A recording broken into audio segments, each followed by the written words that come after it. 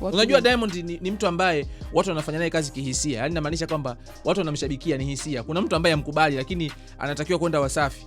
Story ya jana Diamond ya Harmonize kumkosoa Diamond Platnumz. Ilikuwa ni story, sio story. Kwenye media entertainment kama Wasafi. Ni story, sina tunapiga hapo. Walipandisha. Wapi? Wasafi. Tazama. Unajua umeona madhara yake jinsi alivyo.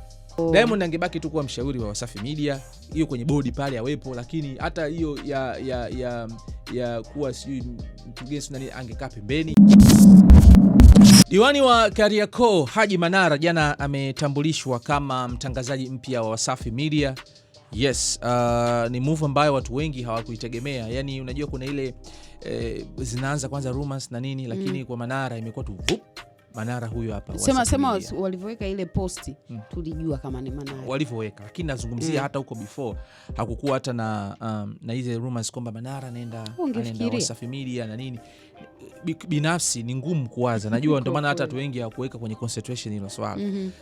Nataka tu watu kwanza wafahamu kwamba ukiachilia mbali mambo yote ambayo Manara ameyafanya kwenye career kwenye jamii, lakini Manara ni mwandishi wa habari by profession kabisa. Kwa hiyo kwenda pale is not a big deal, lakini watu wanashangaa kuona kwamba Manara kama vile alikuwa amevuka sana, ana chombo chake cha media. Unajua siku hizi mainstream, watu wa mainstream nao mbona Baba Levo alikuwa pale Wasafi Media lakini alikuwa na 7 mbona okay, Baba Levo tutasema alikuwa anatumia jina lingine kwenye media.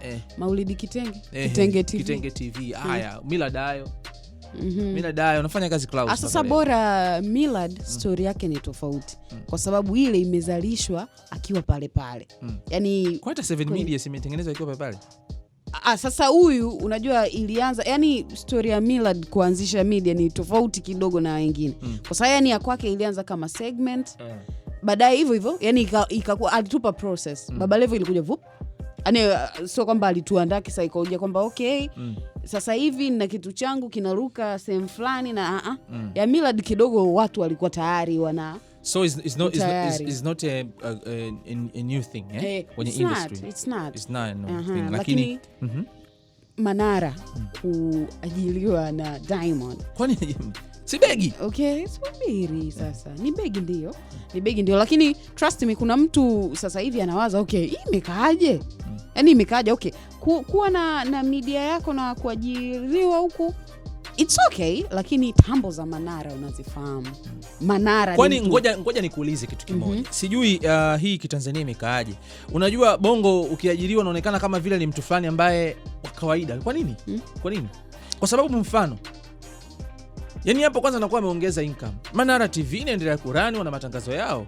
Halafu Manara mwenyewe anaingiza pesa. Sasa huyu sikiliza. Alafu radio hakai asubuhi mpaka jioni. Nisikilize na pointi zangu. Unasikia bwana mchambuzi? Manara sio big deal yeye kwenda pale, lakini kipindi ambacho sisi tunaamini yeye ndo anakuwa busy ndo kipindi ambacho ameenda pale. Yaani unamwona Manara kuna kipindi ambacho alikuwa, sitaki kusema lose, lakini ni kipindi ambacho kwenye macho yetu tulikuwa tunamwona kama hayuko busy sana. Ni kipindi ambacho alikuwa hayupo kwenye usemaji. Unakikumbuka kile kipindi ambacho alifungiwa? Ingekuwa kile kipindi tungesema okay, sasa hivi hayupo busy. Lakini sasa hivi mheshimiwa Baba Levo kaachia pale, si ameenda huko ubize huko Kigoma na nini. So amekuja kwenye kipindi ambacho yeye ni mheshimiwa pia.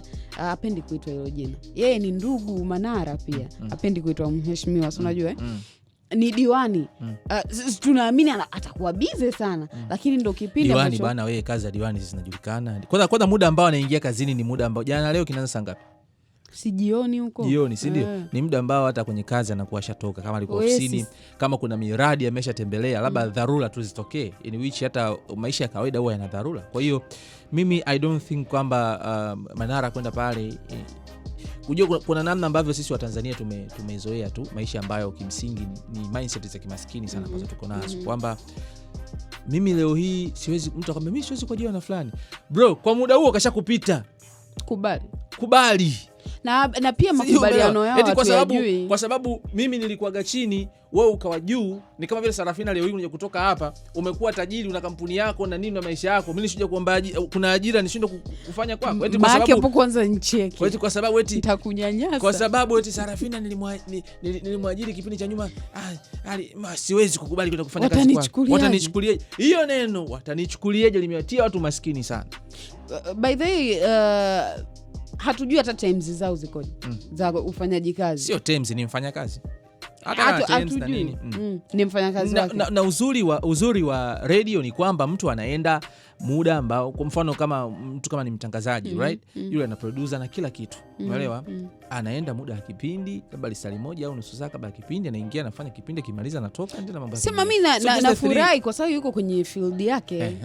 Yuko kwenye field. Alafu nilichokipenda pengine angeenda kwenye michezo kwa sababu tumemzoea msemaji wa timu mbalimbali hapa nchini, lakini ameenda kwenye kipindi ile drive show, sijui unanielewa, na uheshimiwa wake basi ndo kabisa show imemvaa. Yani Manara ni good speaker, good presenter, ni mtu ambaye kimsingi, yani ukizungumzia unaweza ukakaa ukamsikiliza mtu kwa muda mrefu bila kuchoka.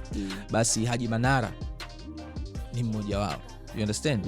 Kwa hiyo amerudi kwenye, ni kwamba tu sio kwamba wengine walishindwa kumnaniliu, inaonekana kama Diamond amejua value ya Manara. Ni mshikaji wake sana. Yani wale ni washikaji sana. Yani amejua value ya Manara, kwa sababu kitu pekee ambacho kimempeleka pale Manara Wasafi Media, mimi sidhani kama ni pesa peke yake, ila na mahusiano pia na Diamond Platnumz. Na sijui ilimchukua muda gani kumshawishi Manara aende kufanya kazi pale. Sijui, yani napata picha mazungumzo yao yalivyokuwa, kwa sababu ya namna ambavyo Manara mwenye tumemzoea. Unajua Manara ukifanya naye interview uwe strong kidogo. Maana anaweza kukupa neno wewe mwenyewe ukaacha interview kaza baba nenda tuishie hapo. Kama ulimsikia Maimartha alimfanyia interview baada ya kupostiwa kwamba huyu anayekuja ni nani, watu wakaanza kuona kama hii picha ya Manara. Akampigia Manara akaza mimi kwanza niko Iran. So mimi baadaye akaja kutambulishwa ni yeye. So mi nataka nitoe shouts kwa Diamond Platnumz kwa sababu anayafanya ambayo hayajafikiriwa yani. Yani kuna vitu vingine ambavyo anavifanya mpaka mtu unasema okay, hii ni twist sasa. Yani hapa ametwist kwa namna ambayo haina comeback. Anakuja comeback yake atakuja kuifanya mwenyewe. Na kwa nini umpongeze Diamond Platnumz peke yake? Mwingine nani nampongeza? Ile ni Wasafi Media, ina management yake, right? Sasa si ndo mkurugenzi. So niache, kwani unaongea katikati ya maneno? Nikwambia kitu kimoja. Na hili swala naamini ni mindset ambayo inawaharibu hata watangazaji wa Wasafi Media. You understand? Wasafi Media inabaki kuwa Wasafi Media. WCB inabaki kuwa WCB. Sasa wewe Abdul. Sikiliza basi. Nasib Abdul anabaki kuwa Nasib Abdul. Na ndio maana ukiangalia watangazaji wengi, baadhi ya watangazaji wa Wasafi huwa wanajihisi wao ni Diamond Platnumz. Yani wanafanya kazi wao ni WCB. No. Angalia hata na ndio maana sasa unakuta kama hivi inakuwa changamoto sometimes hata baadhi ya wasanii kufanya interview kuwa comfortable. There is no way we utatofautisha huyu ni Diamond, huyu ni Nasib. Unajua tu kabisa kama hapa amevaa tu kofia ya mkurugenzi, lakini ni mtu mmoja. That's the fact. Cha kwanza angefanya ni mtu mmoja. Mimi cha kwanza angefanya Diamond Platnumz pale, hata ofisi yake singekuwa pale. Angetafuta ofisi ya WCB. Sasa yeye ni mkurugenzi mtendaji, ndio sasa na hata hivi najua cha kufanya kingine Diamond Platnumz ili angalau mambo mengine aende na watu wawe comfortable.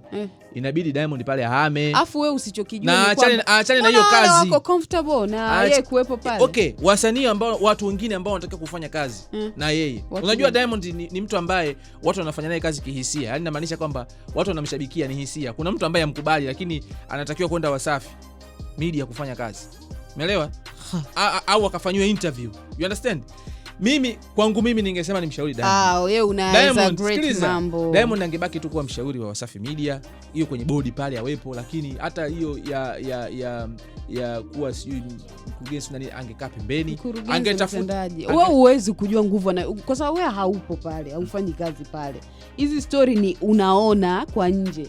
lakini ufanyaji kazi wake mpaka timu yake inakuwa vile. Wewe unajua ana contribute vipi? Ana contribute vizuri sana. Yani sio kwamba eti kuna madhaifu. Wewe wafanye kwa hisia, wafanye kwa upendo, wafanye kazi. Si wale pale. Wasio wanafanya kazi pale Eric.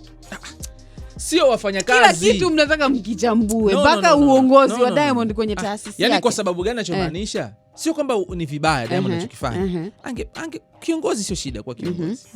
Ninachomaanisha kuna watu wengine ambao sawa ambao wanataka kwenda kufanya kazi na Wasafi Media. Sio mfanyakazi wa Wasafi Media. Let's say msanii, you understand? Let's say ni kampuni sometimes. Ila kuna mtu ana hard feelings tu na Diamond. Ngoja nikwambie kitu kimoja. Ngoja nikwambie kitu kimoja Eric. Yaani chuki yako wewe mtu mmoja haiwezi kubadilisha uhalisia uliopo. Kuna mtu mwingine anakuchukia wewe Eric, pamoja na kuwa sio Diamond sio nini, hawezi kukuletea kazi wewe. Lakini kuna mtu mwingine anakupenda pasi na kujua wewe ni Ricky unafanya wonders kwenye online media kwa hapa Bongo. Hiyo yani haisababishi watu wasiende kufanya kazi pale kwa sababu ni Diamond yuko pale. Zamani ilikuwa hivyo, lakini sasa hivi watu Kwa nini zamani? Kwa nini unakubali kwamba zamani ilikuwa hivyo? Zamani ilikuwa hivyo, lakini tuko kwenye dunia ambayo ni wazi. Yani leo hii unaona wakati Wasafi inaanza ngoma za Alikiba zilikuwa hazipostiwi pale kama unakumbuka vizuri. Lakini siku zinaenda mambo yanakuwa what for? Hii ni media. Yani zamani ilikuwa okay, huyu ni Diamond, Alikiba hafai, lakini sasa hivi Alikiba ameachia finally imepostiwa Wasafi na ndio ina compete na Happy. Sijui unaelewa? Imepostiwa pale kwa sababu gani? Waishatambua. Zamani ilikuwa okay, wanaona kabisa huyu ni Diamond, huyu ni Diamond. Tuongee vya ukweli. Moja kati ya shida hizi za wafanyakazi, kuna muda anakuwa kwenye wakati mgumu sana. Kiuhalisia story ya jana Diamond ya Harmonize kumkosoa Diamond Platnumz ilikuwa ni story, sio story kwenye media entertainment kama Wasafi. Ni story, sina tunapiga hapa. Walipandisha wapi? Wasafi. Tazama. Unajua umeona madhara yake jinsi yalivyo. Yaani kwamba inawezekana Diamond asiseme kwamba mimi sikutazama. Ngoja basi nikwambie. Si vitu viko. Sijui umeelewa? Inawezekana Diamond asiseme msipandishe au pandisheni. Umeelewa? Lakini wewe mfanyakazi sasa ndio umekaa, bosi wako katunguliwa. Unaiangalia. Lakini bosi wako unasahau ana kimvuli cha usanii. Aliyesemwa pale ni msanii Diamond Platnumz, sio Nasib Abdul. Ricky, I'm sure kama wamefanya hivyo hawajaambiwa na uoga ni wako. Si ndio hicho nachokuwa. Sasa ngoja nikwambie. Sasa hiyo ni mtu na professional yake mwenyewe anafanya kazi. Unajua nimekwambiaje kwamba at least kwenye management kwa sababu ya nguvu ya Diamond alikuwa nayo, kuna story nyingi. Sasa yani huyo Diamond hata asingekuepo hapo kama kiongozi, labda uniambia asiwe kabisa mbele kama yeye ndo mmiliki, kwa sababu hata asingekuepo hapo angefanya hivyo hivyo. Si ni jina lile lile. Na ndio maana nikasema mara ya kwanza kwamba kuna muda wafanyakazi wa Wasafi wanauvaa kwamba unataka useme hawa wasanii au watu maarufu wasiweke wazi biashara zao, labda ndo useme hivyo. Lakini kwa sababu hata Diamond angekuwa na ofisi mkoa mwingine wangefanya hivyo hivyo, kwa sababu si ni guilty tu wana feel wenyewe. Kwa hiyo ni moja kati ya shida ya wasanii. Sasa kama unaona shida iko kule, angalia upande wa pili. Hata huku napo kwa naniliu kwenye upande wa nani wa Alikiba. The same inatokea hivyo. Kuna story unaona kabisa hii ni story, lakini kwa sababu unajua zile mfano story ya Diamond of course labda kwa sababu hawezi sasa ni media inazinduliwa waanze kusemea wenyewe. No. Au kwa sababu hawezi kuzungumzia kwamba issue mfano kama kusema Diamond collab na Alikiba of course. Inawezekana, why not? Kutoa source. Yaani kutoa kwamba si tushasema hata ukisema tunajua wapi imetoka. Yaani hata usipotaja imetoka wapi. Tunajua wapi ilikuwa ni habari ambayo ilipaswa kwenda. Exactly. Kwa sababu ni story kubwa kusema kwamba Diamond kusema kwamba nina story na niliomba collab kwa Alikiba ni story kubwa. Wewe ndio unaiona kama kubwa. Una uhakika Mbarikiwa anaiona ni kubwa? Ask Tila. Ask Tila. Eti hii story kubwa Tila ndo atakujibu. Ndo utajua wewe ndo unaona vitu kwa ukubwa. Wenyewe kwanza ni nini? Sijasikia hiyo kitu ni nini? Atakwambia. Je, mfano jana ingekuwa ni ni Ibra kamdisha Harmonize. Ungeiona? Nikiona Wasafi. Kote Kwa hiyo ni shida hiyo sasa. Sasa hiyo haihusiani na Diamond kuwa pale. Inahusiana tu na wafanyakazi wenyewe. Alafu unajua, unaweza ukatoka hapa, wewe una energy kwamba mimi nikifika pale na bonda, wakimpiga Diamond na bonda hiyo story. Unakutana na energy pale. Unabondwa wewe. Unakutana na energy hata hawajakwambia. Watu wamekunywa damu ya bendera. Yaani unakutana na energy hadi mwenyewe unasema siwezi kupost hii story. Maana kila mtu anaweza kana kuangalia hivi. Ni kama utoke hapa sijui kama wanasikiza finally mle ndani. Hata kwenye simu yako tu binafsi. Unaweza kusikiliza? Okay, labda uvae phone au kwa likipo. Sidhani kama kweli wanashindwa hadi kupost hivyo story. Kuna mtu anaweza akaweka simu yake inaimba happy kule Crown. Kwa nini isishindikane? Inawezekana. Mimi nakuuliza, inawezekana? Ask Tira. Ndamuuliza mchizi. Bwana, mimi naitwa Ricky, nilikuwa na Sarfi Najeli and this is trending ya Ricky Media. Behind the camera mama KB Pixel, tulikuwa tunapenda nguvu za kutosha na Silent Ocean Simba wa Bahari pamoja na Magic Builders International.